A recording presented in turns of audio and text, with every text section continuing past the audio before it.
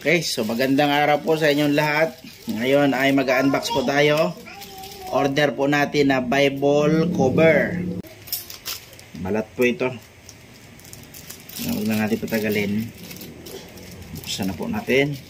Gawin na po sa Pinoy.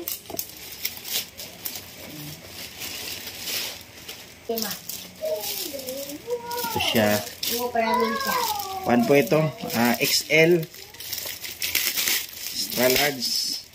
Kasi yung ating Bible ay medyo may kalakihan. Ayan.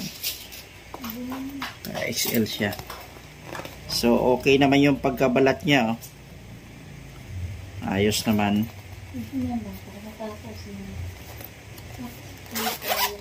So, hindi man tayo mamamali ng order dito dahil mayroon sukat doon sa kuwan. Sa option niya, pagpipilian. Kaya hindi tayo mamamali ng order. Yun ang kagandahan doon, mga kaibigan. Sukatin nyo yung Bible nyo bago nyo i-out for delivery. Ayan, meron din siyang bulsa dito. Ayan, bulsa dyan dito. So, sa kwan, dito wala na siyang additional na packet.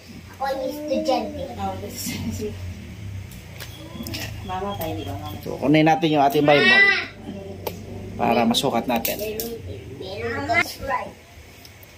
Okay, so ito na yung ating Bible na ikabit na natin yung cover niya. Ayan, so pagka ilalak natin, ganyan o. Sakto siya, sakto. Ayan. Kasi pagka walang cover talaga yung Bible natin, madaling masira. Yan o. Yan. So, dahil bago pa yan, kaya medyo skip. Yan, ating Bible. So, pwede na to sa 325. 325 po siya natin nakuha. Combination po siya ng brown and black.